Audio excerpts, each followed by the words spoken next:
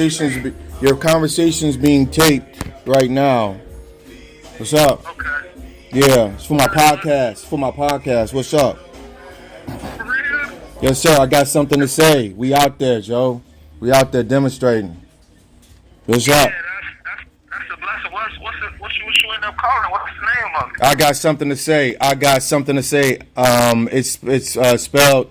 I got something. SOMTHANGTASASAY. I got something to say. We out there, man. I'm on all platforms. I've been interviewing brothers basically everywhere, just talking about their situations and how they've been fucked up by this criminal injustice system. We've been demonstrating, man. Killing them. Yeah, we out there killing them. Brother Carlos be calling me from he out there in Moose Lake. I just got off the phone with him, and we just been trying to organize. We trying to set up a platform for individuals. We call our trademark is the voice. We are the voice of the voiceless, and our platform is basically giving those individuals who don't have a voice. And basically, we trying to network and form a coalition to get all the brothers, free all the brothers. We're trying to free everybody, Joe. So that's what we on right now. You know what I'm saying? Yes, sir. Yes, I sir. can definitely dig that. That's definitely gonna us an uphill battle. Yeah, because like I said, I've been just the fact of the matter is everybody want to popularize and glamorize, the fact before you go to this joint, you know what I'm saying, that, use it rap songs and act like they live in that life. But once you get caught behind the bars, nobody wants to reach back for you. Like even the bros getting out, they're not even reaching back. They're not talking about it. They're not aid and assistance, nothing. You know what I'm saying? And they playing the whole time like they doing that. Right. But I was just having a conversation with a young lady about that. She asked me what was my charge. I said, I was locked up for homicide, and she's like, oh wow, man. I'm like, well, what music you listen to? She said, well, I listen to Lil Durk. I listen to all the little gangster rappers right now. I'm like, well, you promote those types of things, but yet you being hypocritical. You see somebody locked up for it, you know what I mean? Yeah, and that's the thing I'm doing. Like, I'm not sure if you how familiar. I know I'm familiar with Station 2 out of Illinois. Station 2 is where they was doing all that. They were doing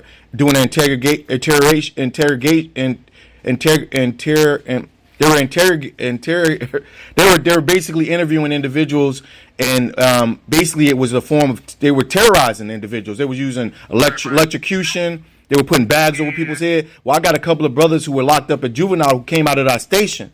So I was talking to bro yesterday on the phone, Mr. Derek Jordan. He's locked up as a juvenile, and he was like, I like, bro, ain't nobody out of, Chicago is huge. It's goddamn the state. I was like, ain't nobody out of the crib helping you out? And I was like, and he's like, nah, bro, there ain't nobody helping, ain't nobody reaching out for us. I said, what, the community ain't reaching out for you? Like, no, ain't nobody reaching. Like, you got all these rappers coming out there with the drill music and all that other shit, and they not using their powerful platform to reach back from the brothers, knowing what happened at that station and how they sent all those brothers to the joint, and then talking about that, the police officers that did the shit, living in Florida, not chilling. I was like, man, that shit got me so motherfucking hot. I was like, this is crazy. Our priorities messed up as a community. And then to me now, I just wrote a piece about what community. You know what I mean? If you took the name out and just call it the ghetto, then it's really just making homes and soulless beings and zombies walk around with no thought process of actually forming any type of camaraderie. So I was just compounded on that thought too. So yeah, you definitely got to put the neighbor back in the hood. You know what I mean? They're not in a common unity in the community. But I just think my concept has always been, why you got all these black men locked up in the community, and they can come back to their community and restore justice. You know what I'm saying? They could be the instruments within the community to establish the common unity.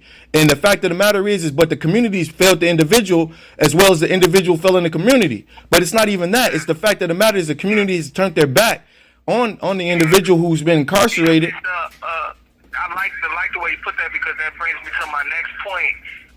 Even the movements, the activism we got going on right now, it's kind of like in the wake of almost egotistical when we speaking of, may he rest in peace, George Floyd, or the people that have, changed forms into a whole nother dimension. We need to still stay diligent into now the current racial crusade, and that's massive incarceration. Let me explain. Let me explain it to you to keep your thoughts, but let me explain it to you because it's on the level that you've been talking about. So I'm talking to a brother in the joint, and he was like, "Yeah, I'm going to reach out to these organizations." And he's like, I'm gonna reach out to Black Lives Matter. I'm like, Black Lives Matter, you know, they out there doing their thing. I'm not gonna take anything away from them, but for some reason the levels aren't the dots aren't being connected. So me and my brothers chopping it up. So the same motherfucking police officer you want to go march on, you want me to go down to your march on. This is the same motherfucker we've been telling you about who've been locking everybody up and doing all this dirty ass shit. Now he done kill somebody. You want me to come to your march and protest this motherfucker, but he done sent 15, 20, 30 motherfuckers to prison for a lifetime, and these brothers, they've been telling you about him on in they briefs and they post convictions, and we could have stopped this dude a long time ago. Y'all not connecting the dots. Y'all said y'all want us to go out there and march with y'all, but this same dude, done told you about him in his post conviction, 3 years ago. He was on his case. He's the one that came and testified. He's the one that lied on a witness stand and said he was the individual. I read him his rights. This is the same dude. Why is y'all not connecting the dots? Black Lives Matter. You know what I'm saying? NAACP, ACLU. You know. Yeah, right. So especially when you speak of those grassroots those nations, they supposed to be the safeguard and be able to create an arbitrary committee for the community, so the community can be up to date, so the community won't be void of understanding. And that's what now everybody's just void of understanding, either through purposely lack of ignorance or just blatantly turning the other eye. Oh man, it's so much going on. So what you working on now, bro? You got anything out there that you could tell our fans what you working on, or someplace they can go see you or hear your readings or see what's going on? What you got anything you want to tell people? Yeah, as of right now, my name's Jamil Eason. Currently incarcerated at Stillwater Correctional Facility out in Minnesota. I've been down since I was 18. I'm 27 now. First degree homicide. I still plead my wrongful conviction. As of the things I'm working on right now, it's just really just unfortunately, it's just rudimentary things. Still just trying to make sure I get my foundation in order. I'm just doing educational. I didn't make the BA program this semester because of the COVID. I didn't get vaccinated, so I wasn't a part of that participation. How are they doing that now? Is an instructor coming in, or are you guys doing Zoom classes? How's that working out? No, they're coming in here. They're in here full time. They doing. You could be a college student. This is completely sovereign from the DOC.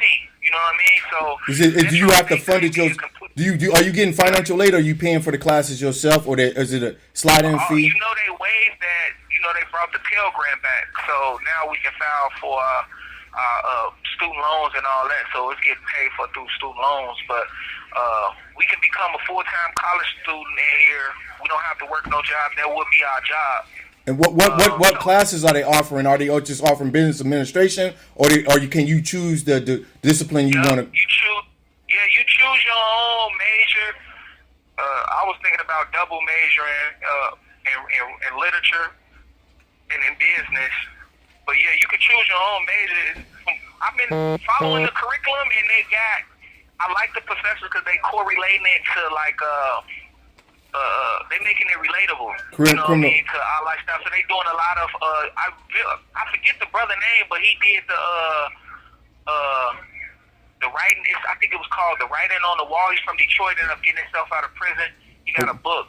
Okay. Righting My Wrongs. The book called Righting My Wrongs. I forget the brother name, but they do a lot of, he's an activist in the community now. So a lot of the material that they got in there, I didn't already have probably either read already or been crossed paths with. So what college is that? Which college giving you a BA? It's Metro State. U of M. And U of M, so that's beautiful. That's a beautiful thing. Is it just at Stillwater, or is that throughout the DOC? This is just DOC. Stillwater is going to be like the pilot for the program. Okay. And I believe it's going to like Faribault, and it's going to one of them medium camps. Okay. Some of them medium. Yep. So it's going to be doing that. But other than that, as far as me personally, I just been building up a couple more resources that I'll be gladly to throw your way. Actually, I'm in tune with a couple lawyers from Illinois, and they want to start. They just starting this program called Outside In, and it's about, you know, people in the world not forgetting the people on the inside. So when you told me about your homeboy that just got out in Illinois, it was part of that juvenile case. He ain't just get out. He's fighting this case right now. A lot of brothers they're going either because Illinois got the actual innocent. Some of them are going through So what I'm gonna do is later on today, I'm gonna call you back with a young lawyer on the phone, a young lady on the phone who's actually started the program, and she's a civil attorney too. So she does a lot of. She was a part of that restoring the right to vote for felons in Illinois. So I want to kind of like throw her your way and kind of build those resources there because she's doing a lot of reformatory work in Illinois. Well, what he's doing right now. He's challenged his conviction as a juvenile. So how they do it in Illinois? In Illinois, if you get an X felony, you have to do all your time. Illinois doesn't have the parole board. So if you get, he got something like 68 or 98 years, and it's a de facto life sentence, but he doesn't qualify for even though he was locked up as 15, he doesn't qualify with a juvenile for a life sentence because he doesn't have a life sentence, but he does have a life sentence by de facto because he got to do all 90 years. In the joint, right. I see that. Yeah, so he will come in and set a new precedence under that. Yeah, so what we trying to do, our organizational, my podcast is just a networking platform to try to connect all the dots, right? You know what I'm saying? We trying to go around, we trying to be international, go all around the world, but also bring everybody together and point out the flaws within the system. Like, why are we not connecting all these dots? Why are we leaving these black men in prison knowing that the system is doing what it's doing? So I would appreciate if you do call me back, give me a time, let her know she's gonna be taped. And if how she wants to do, we can do it. If she wants to stay off tape and then, maybe later establish something, however she wants to do it. Yeah. But we out there, man. Yeah, we out there. Sure. Yeah, so I definitely want you to interact with us as much as you can. I try to pick up my phone as much as I can and keep us abreast. I was just on my way up to Stillwater to interview some of the because we was up there, and you remember that the guard from New York, the black guy from New York that had the gastric bypass surgery. He rolled up on me. We was outside doing some videotaping. We was trying to catch some visitors. I didn't know y'all was shut down because of COVID, but we was out there, and he rolled up on me, and he's like, y'all can't. He was like, y'all can't tape. And I was like, yo, what was you talking about? He's like, y'all can't do that here. I was like, man, we just trying to. I was like, you don't want motherfuckers to know what's going on in your motherfucking institution. He was like, if you want to know, you could come in. I was like, motherfucker, I was just up in there, Joe. I was like, I was just up in there, and we was going back and forth for a minute. But I told Carlos about him. I was like, you remember the dude in the gym, the new dude from New York that got the backpack? He's like, oh man, buddy, cool. Don't trip. He ain't trip. He just showing off for the white cat, blah blah blah, whatever.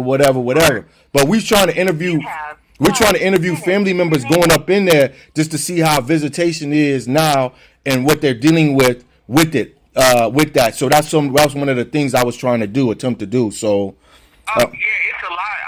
We got a minute, but I can give you a cap on that visitation as far as it's not fully up and running yet, but it's going unit by unit basis. They violated every code as far as with COVID. This is it was. You remember last time you was here how nasty it was? It's 10 times more as nasty. The water's still messed up. Damn. The kitchen is ridiculous. I'm talking about the kitchen is so nasty. It's just ridiculous. It's just like they have no order or they don't care. They don't care. Don't get no fuck. That's what we've been putting up with. So. What time you gonna call me back? I can call you back as soon as possible. I just want to take these workbooks off. Okay. I just got off work.